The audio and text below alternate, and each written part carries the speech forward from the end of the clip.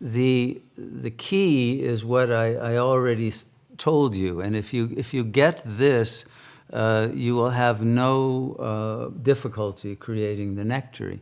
It's simply total boundary dissolution. That's all. And what creates boundaries are thoughts, beliefs, concepts, judgments. And every time that there is a concept or a judgment, that means there are two sides, right or wrong, good or bad, yes or no.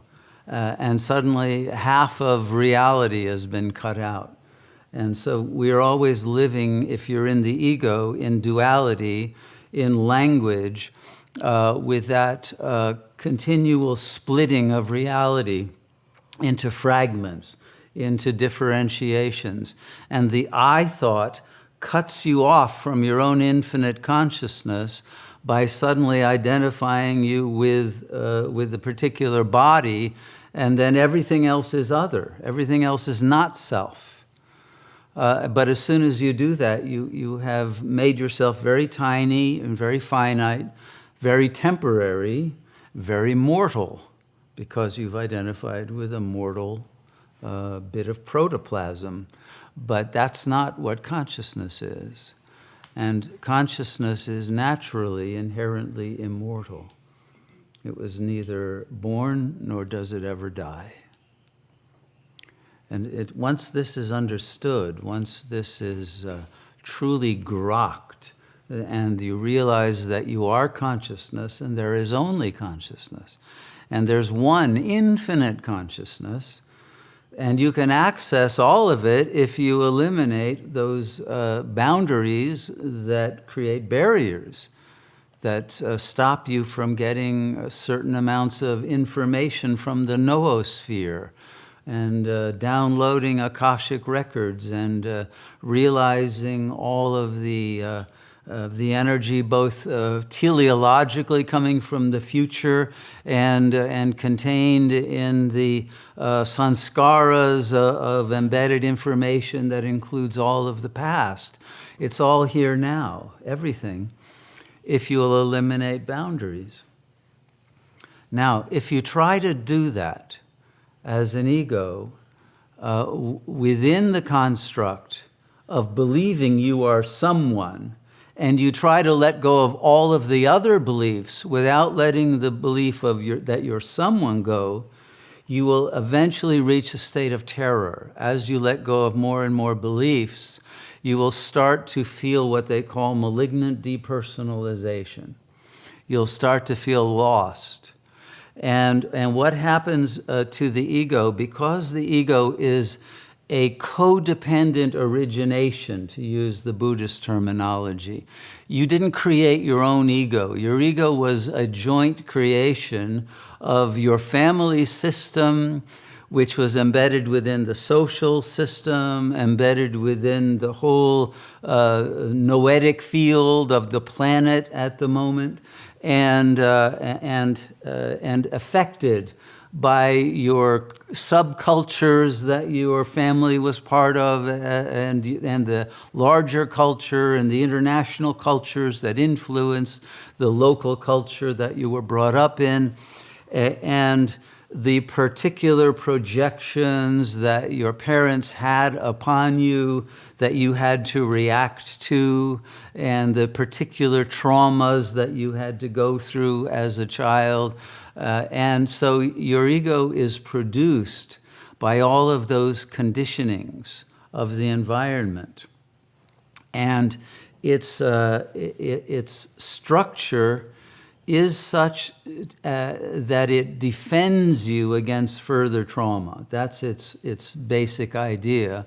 But in the course of doing that, it ends up producing a structure that repeats the same traumas. It repeats them in an effort to master them by having them happen again under more controlled circumstances that you didn't have when you were an infant and totally helpless. So you get to live them out in many different situations. But the ego is an algorithmic operating system that has no free will and can't change the way that it responds to its environment. It can't stop its projections and can't let go of its belief systems, because they will at some point create a horror of not knowing who I am. And even before that, there's another terror that comes.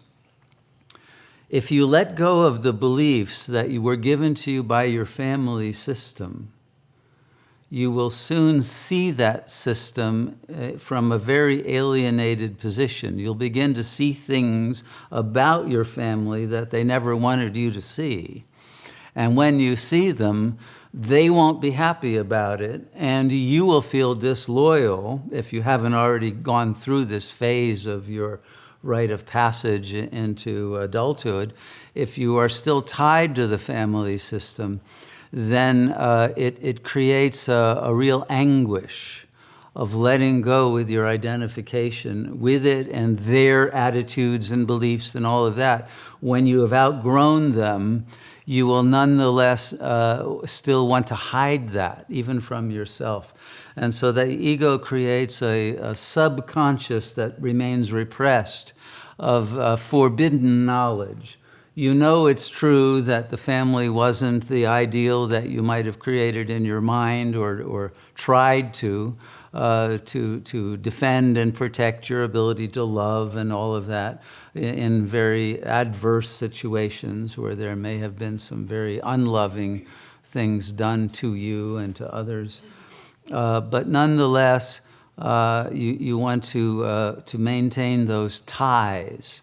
And the more that you maintain those attachments, the more you're stuck in the boundary of the ego that does not give itself the freedom to grow, to know everything, to know the full truth, which sets you free, but it sets you free of a situated identity that in its own right doesn't want to be free, because it wants to maintain the validations that it receives from the system. So as long as there's any dependence on your being validated by anyone else, you will not be free to produce the nectar. Okay, so gaining your psychological right to be free of any beliefs that you had in the past is the doorway to being able to enter the field in which the nectar is produced. And this is often a very scary passage for many people.